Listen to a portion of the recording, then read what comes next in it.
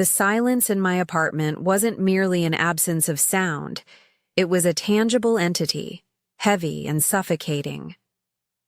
3 months the rent had gone unpaid. My options had dwindled to nothing.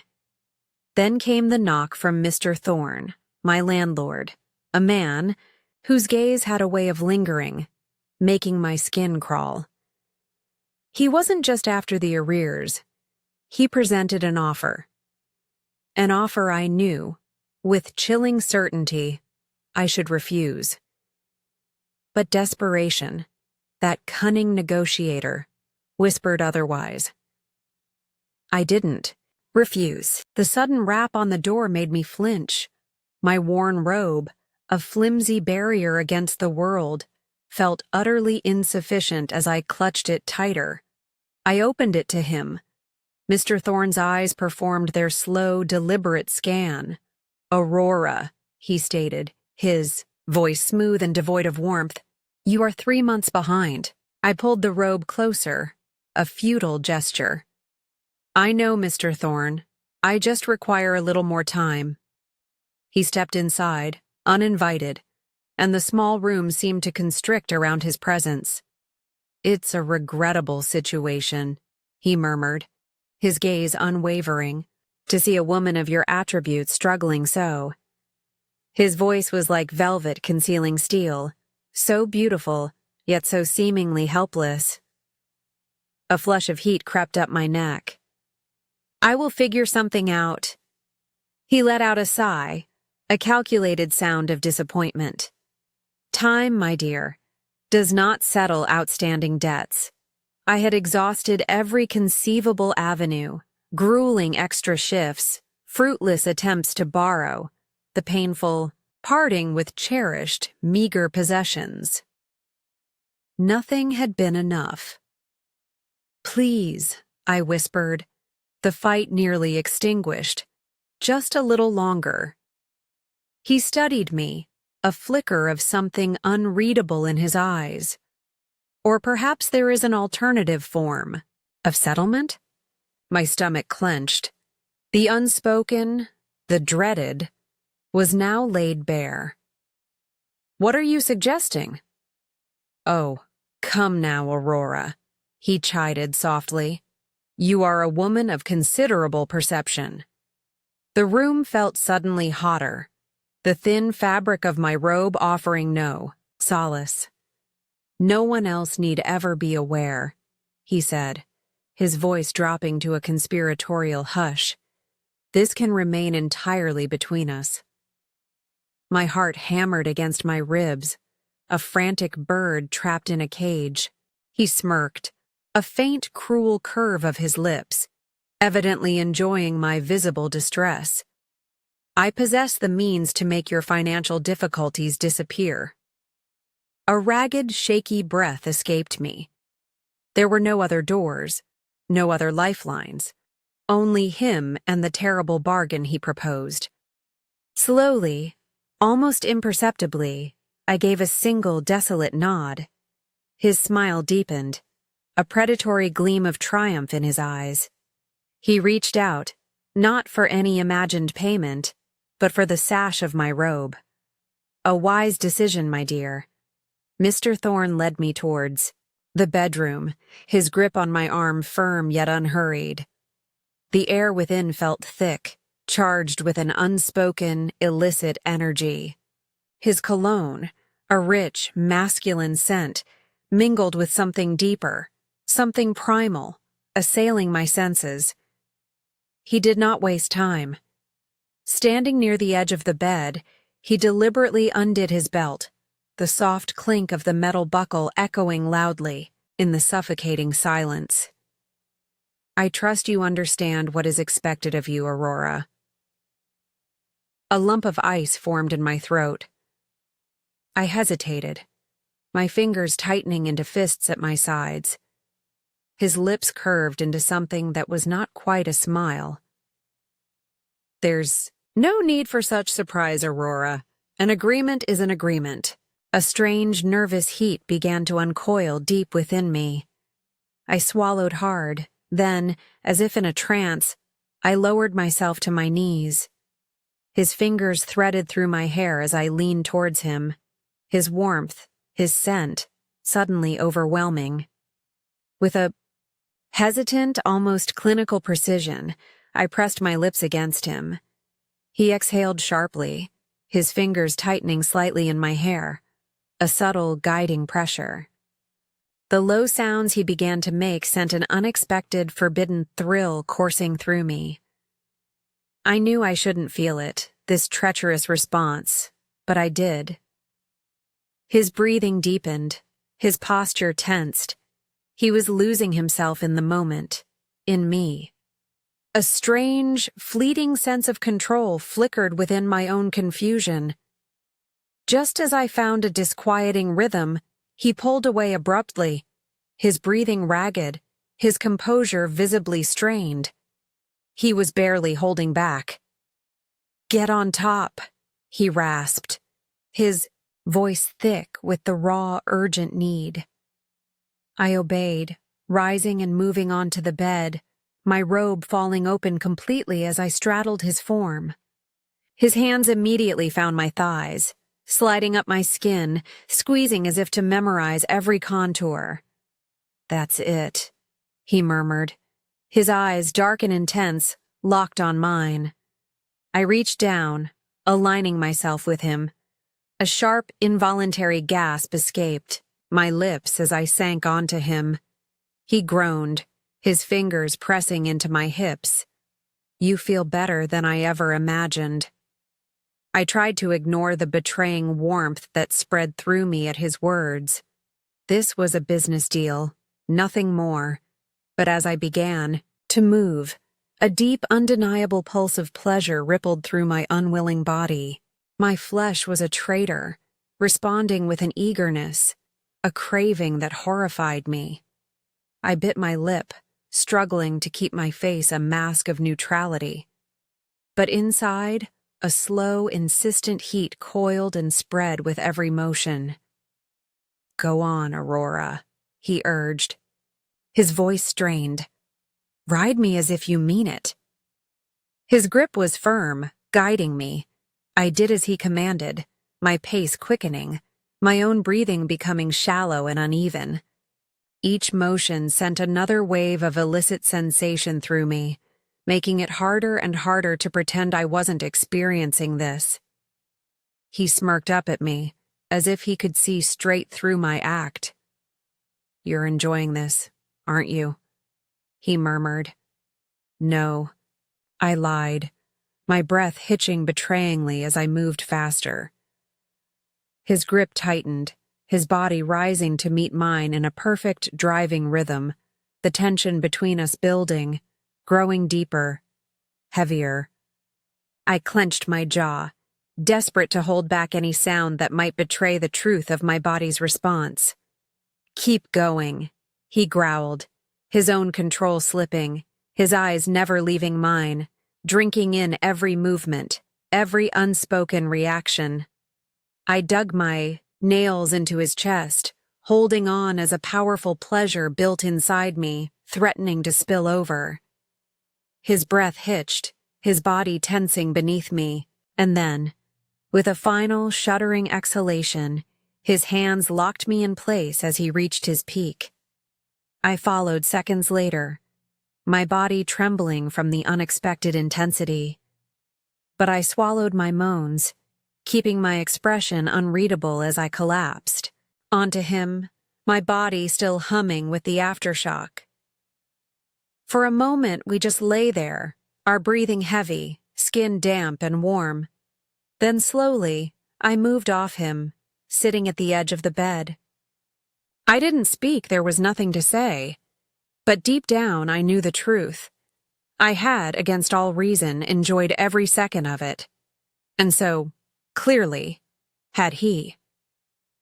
I sat at the edge of the bed, pulling my robe around me, though it did little to cover what had already been exposed. My skin still tingled, my breath still unsteady. I felt his eyes on me, watching, waiting. "You surprised me, Aurora." His voice was smooth again, amused. I didn't expect you to enjoy yourself quite that much. A flicker of heat in my stomach. I ignored it. It was just a deal, I murmured. He chuckled. Certainly, if that's what you need to believe. Silence stretched between us.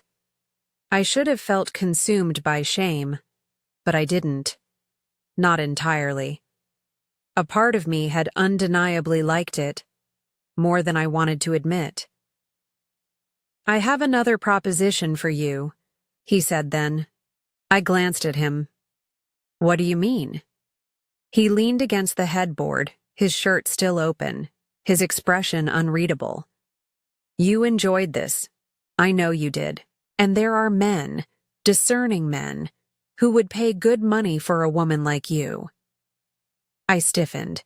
You're joking. Not in the slightest. He watched me closely. You said your options were exhausted, but they don't have to be. You could turn this aptitude into something lucrative. My breath hitched. That's different. This was just... I stopped, lacking the words. Just what? His smirk deepened. Just a favor? Just for fun. I turned away, my mind racing. I should have been disgusted, but I wasn't, because he was right. I had enjoyed it. And now the thought of doing it again, of being wanted, of being in control, of making something out of nothing, didn't seem so impossible. It's your choice, of course, he said, standing up, buttoning his shirt. You don't have to say yes. But if you do, I know 2 gentlemen who would pay very well for a night with you. A chill ran through me. Not just 1, 2. I swallowed hard. It should have been an easy no, but it wasn't. How much? His smirk widened. More than you've made in a single night in your entire life. I exhaled slowly, my pulse hammering in my ears. 1 night, 2 men. A choice that could change everything. I lifted my chin and nodded once. All right, Mr. Thorngren, reaching for his phone. Good girl, I'll make the call. The next evening, I stood in front of the mirror, smoothing a new dress over my hips. It was tight, low-cut, revealing just enough.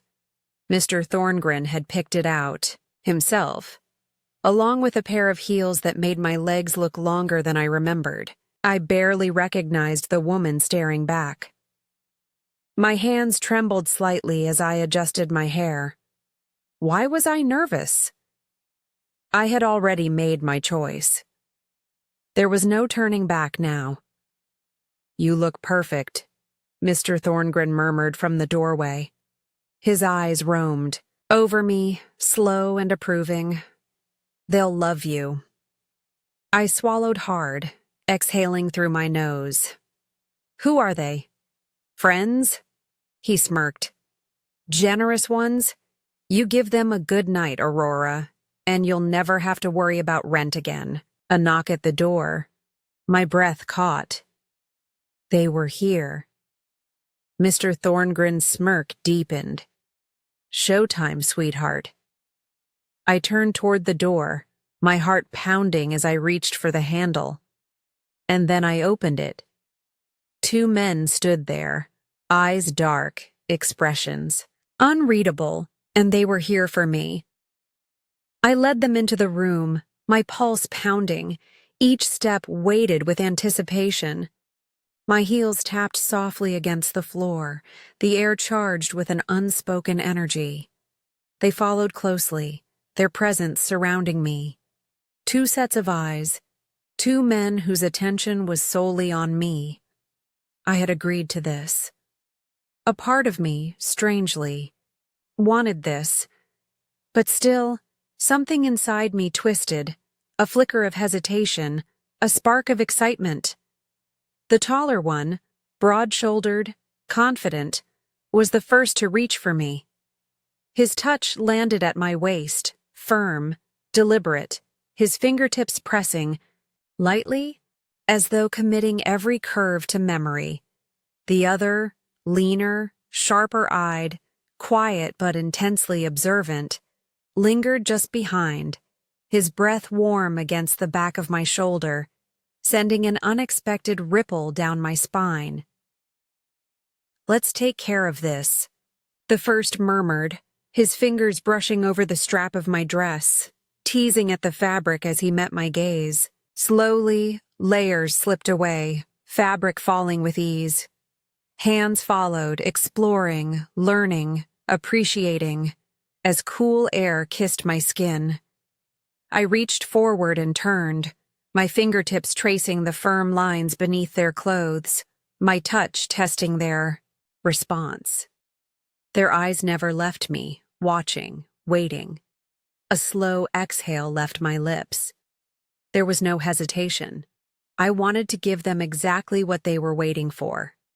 I moved with careful intention, fingers working through the closures of their belts, undoing each one at a measured pace, feeling the coiled tension beneath the layers between us. Their breathing deepened, muscles shifting as I explored, warmth radiating against my touch. A quiet sound escaped the first man, a deep note of appreciation as he tilted my chin upward, meeting my gaze with something unreadable in his expression. "Just like that," he murmured, his voice smooth, edged with something darker. A familiar heat curled through me, something both exhilarating and dangerous in the way they watched me. Knees bent, movements deliberate, I lowered myself, fingers still, wrapped around them both, warmth pressing against my skin. One hovered near my lips, a silent invitation, waiting for my decision. I leaned in, welcoming him, tasting the heat, tracing his shape with deliberate care. Above me, he inhaled sharply, fingers weaving through my hair, guiding me with the lightest touch. The second man wasn't forgotten. My other hand worked him with just as much attention, teasing, drawing out each reaction. His breath hitched, his fingers brushing the curve of my jaw as he studied me, absorbed in every moment. Their combined presence, the quiet sounds they made, the tension winding through the space between us, it sent a slow, deep warmth spreading through my stomach. "That's it," one of them murmured, his voice thick, heavy with satisfaction. "Just like that." The words sent another rush through me. They let me move at my own pace, letting me explore, letting me lose myself in them. Then, one of them shifted back slightly, clearing his throat as though regaining focus. "Come here," he said, his voice low, steady. "We're just getting started." I settled onto the mattress, my breath uneven, my body thrumming with anticipation. The taller man positioned himself between my legs, his fingertips drawing slow, deliberate circles along my inner thighs, teasing, heightening the tension. The other moved beside me, his hand finding my chin, tilting my face toward him, his gaze locking onto mine with quiet intensity. "Let's see just how sweet you are," the first murmured, his voice deep, laced with amusement. Then he lowered himself, his breath warm against my skin, before the first flicker of sensation sent a shudder through me. A sharp gasp caught in my throat as his lips explored me, his touch slow, patient, deliberate. My fingers curled against the sheets, gripping them as each movement sent another ripple of sensation through me. The second man leaned in, his mouth brushing against mine before deepening the kiss, his lips parting against mine. I welcomed him, letting the warmth of him consume me, muffling the sounds escaping my throat as pleasure built between us. They moved in perfect rhythm, one unraveling me with his mouth, the other drawing me deeper into the kiss, his fingers threading through, my hair keeping me close. "She's incredible," one of them murmured, his voice laced with admiration. I should have felt nervous. I should have hesitated. But I didn't. I wanted more, and they could see it. They moved me effortlessly, guiding me, shifting me into position, as if they already knew what I needed. Now I was on all fours, my body still trembling, still buzzing from their touch.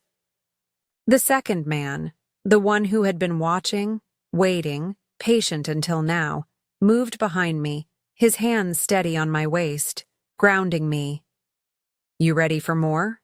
he asked, his voice low, knowing. I barely had time to respond before he pressed forward, a slow, measured pressure that sent a deep, unrelenting warmth spiraling through me. My breath hitched, my fingers tightening against the sheets as my body adjusted to him. He groaned softly, his grip securing me in place, his movements steady, deliberate, as if savoring every moment.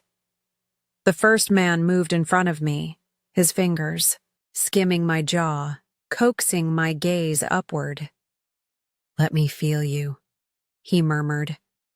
I parted my lips, welcoming him, the heat of him against me, the steady rhythm of his breath mixing with mine. "Just like that," he whispered, his thumb brushing along my cheek, his fingers tangling into my hair.